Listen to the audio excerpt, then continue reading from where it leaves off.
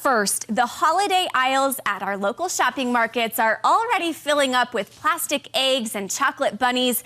But when it comes to filling those Easter baskets, maybe you can borrow a tip or two on bundling and styling them from our expert today. Jeni Carlson has some classic, iconic baskets like you might see on the cover of a magazine. And you have quite the display. You've brought baskets for girls, baskets for boys, young kids, old kids. You've really kind of set us up today for success. Yes, I think we're all ready for spring weather, and Easter is just around the corner. So I wanted to share my favorite tips in putting together a basket that will set your baskets apart. We're going to personalize them. So we'll start over here with this girly basket. So if you have a little girl, we've just put in bits of, personal things that will help set it apart. So we've got a little mini perfume, we have a little mini lotion, we've tucked in a little vintage bunny. And what we want to try to do is to not fill our baskets with so much candy. And junk And those types of things, and put in the personal touches, the touches that your kids will know that's my basket because it's got this in it.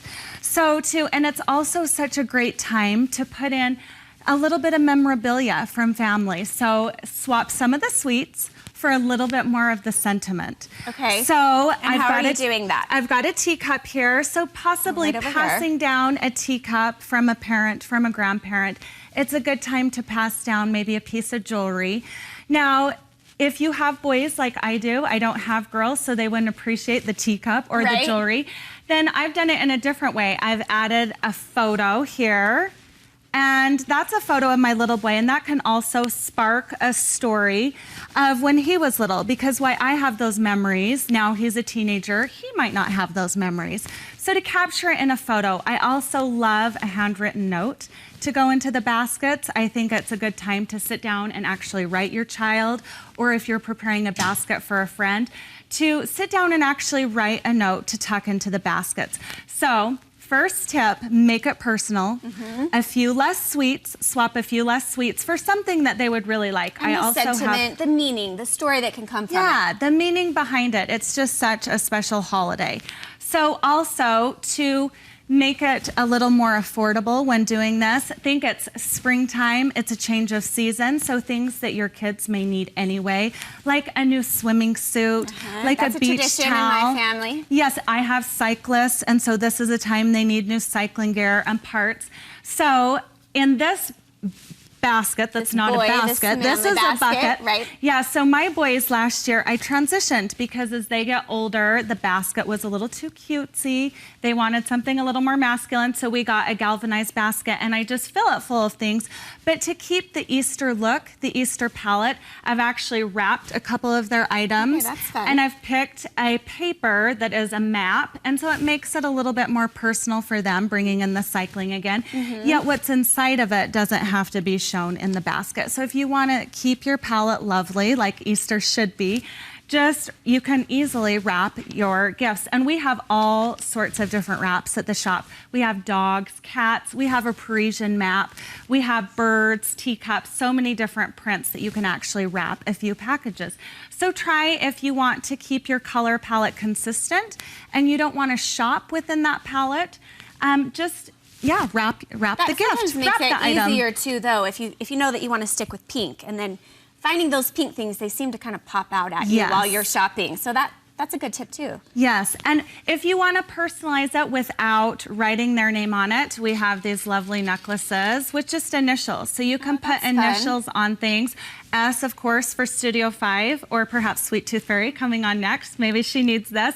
But yeah, just little touches like that can make a big difference for the child. So in lieu of going to the grocery store and just grabbing seasonal candy that would fit the mold for everyone, really think specifically, what does this child like? So I've got a Toblerone bar in there because my son likes that.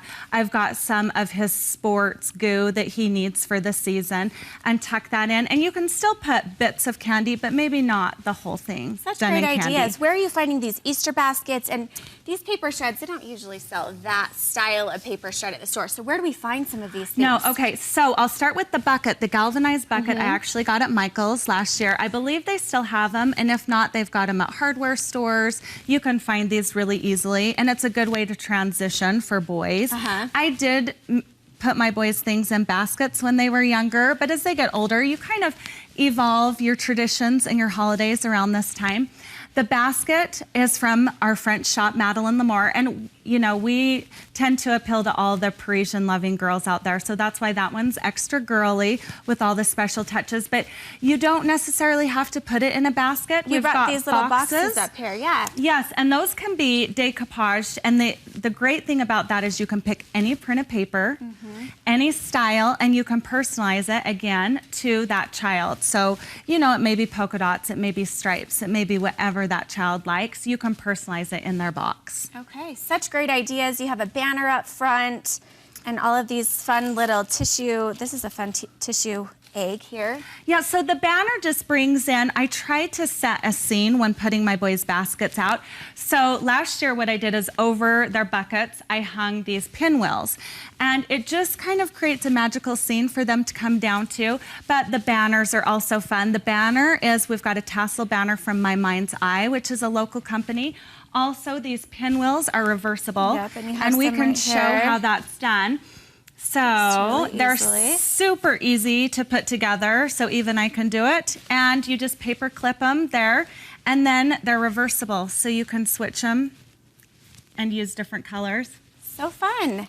Well, thank you so much for bringing all of these fun ideas. I like the idea of keeping a palette and kind of playing around with all of the different items that you can stick in the box. You don't have to just stick to the commercial, go down the Easter aisle and grab them. Exactly. It can be so much fun. I think, you know, it's the details that matter, and people remember those details, and especially when they're thoughtful details. Okay, so fun. And where can we find all of this great stuff? So we are at 82 South Main Street in Bountiful, and we also have an event coming up. It's a girls' night out. It's April 1st. We will be open until 8 o'clock, but not just us, but all the streets along Bountiful, Maine.